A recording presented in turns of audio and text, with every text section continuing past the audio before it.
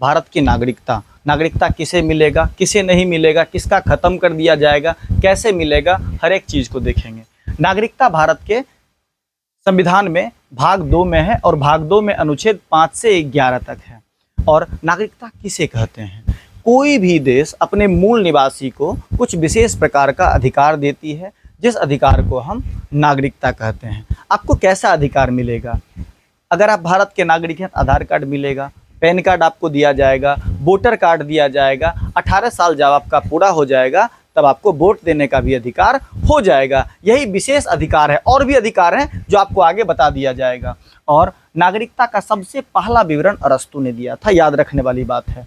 और भारतीय संविधान में नागरिकता इंग्लैंड से लिया गया है, मतलब यूके से लिया गया है, जिसको आप यूनाइटेड किंगडम भी कह सकते हैं। यूनाइटेड किंगडम, आप इस जगह फंसिएगा मत। एक होता है USA, USA United state of America है, लेकिन यूके बोला जाता है यूनाइटेड किंगडम, मतलब ब्रिटेन को बोला जाता है, वही अंग्रेज जो हमारे ऊपर राज किया था। और नागरिकता भारत के संविधान में अधिनियम 1955 पर आधारित है। और भारतीय संविधान में पहली बार संशोधन नागरिकता पर 1986 में किया गया था। और अब हम देखेंगे अनुच्छेद 5 से 11 एक एक करके। तो अब आइए आपको सीधा ले चलते हैं अनुच्छेद 5 में। अनुच्छेद 5 क्या कहता है? देखिए, संविधान हर एक व्यक्ति को पढ़ना जरूरी है ताकि आपको पता चल सके कि आपको अधिकार दिया किसने है और आपका अधिकार छीना किसने है। यदि आप पढ़े लिखे नहीं होगे, यदि आपको अपना अधिकार पता नहीं होगा, 2 कौड़ी का नेता आएगा, आपको बड़गला के चले जाएगा, कभी हिंदू मुसलमान में लड़ा देगा, कभी ऊंच नीच में लड़ा देगा, कभी जाति का नाम लेके आपको भड़का देगा। इसलिए पढ़ना बहुत जरूरी है। चलिए, अनुच्छेद 5 कहता है संविधान के प्रारंभ में दी गई नागरिकता। इसका मतलब है कि संविधान बनने से पहले जितने लोग भारत में थे सबको नागरिकता दे दिया जाएगा। ये कहता है अनुच्छेद 5। ये कहता है अनुच्छेद 5 कि संविधान बनने से पहले जितने लोग भारत में थे सबको नागरिकता दे दिया जाएगा, उसमें कोई दिक्कत नहीं आएगा। लेकिन अनुच्छेद 6 कहता है कि बंटवारे के बाद वैसे लोग जो पाकिस्तान चले गए, लेकिन 19 जुलाई 1948 के बाद यदि वो भारत वापस आए हैं तो उनको भी नागरिकता मिलेगा, लेकिन उनको गुजरना पड़ेगा परमिट रूल से। तो सर, परमिट रूल क्या है? एक प्रोटोकॉल बना दिया गया। आप अपना ये दस्तावेज लाओ, वो लाओ, ये लाओ, वो लो, समझे? मतलब बहुत सारा एक दस्तावेज ला दिया गया। आप भारत में ही देख लीजिए, यदि आप कोई ऑफिस जाते हैं, ऑफिस का चक्कर जब आपको काटना होता है, जाते हैं, आज नहीं कल आओ, आज आधार कार्ड लाए हो, कल जब पैन कार्ड लेके आओ, केवाईसी करा के लाओ, वेरीफाई करवा के लाओ, समझे बात को? बहुत सारा चक्कर लग जाता है। तो उसी तरह से परमिट रूल लगाया गया कि 19 जुलाई 1948 के बाद जो भी लोग पाकिस्तान से वापस आए हैं भारत में रहने के लिए पुनः, तो उनको परमिट रूल से गुजरना होगा।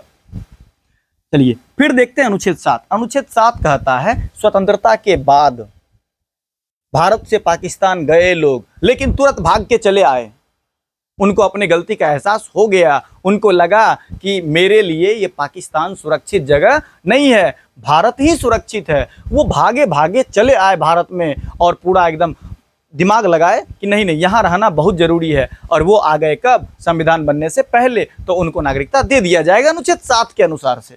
अनुच्छेद 8 कहता है विदेश भ्रमण या नौकरी करने पर आपकी नागरिकता समाप्त नहीं होगी।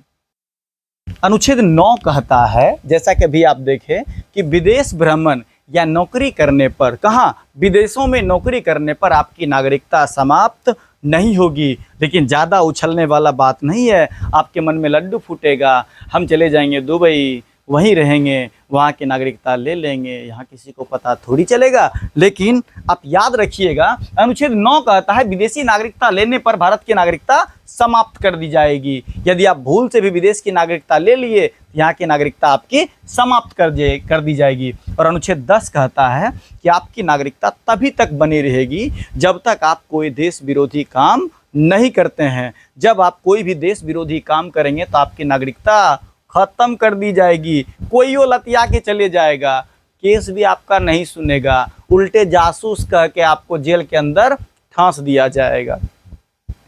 लेकिन अनुच्छेद 11 क्या है?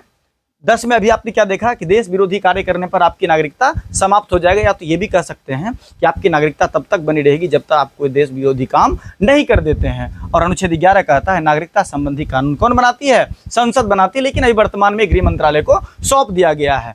और नेक्स्ट वीडियो जो आएगा, नेक्स्ट में आपको बताएंगे नागरिकता कैसे मिलेगा, किनको मिलेगा, नागरिकता लेने के कितने आधार हैं। तो आप देखिए, हमने यह साइड में लिख दिया है नागरिकता लेने के कितने आधार है। जन्म के आधार पे मिल सकता है, वंश के आधार पे मिल सकता है, पंजीकरण के आधार पे, देशीकरण, अर्जित भूमि, लगभग ये 5, 1 2 3 4 5, ये 5 आधार से आपको नागरिकता मिल सकता है। अगला वीडियो जाएगा उसमें हम डिटेल रूप से आपको बताएंगे कि NRI, NPR, NRC, visa, passport, हर एक जानकारी आपको देते रहेंगे।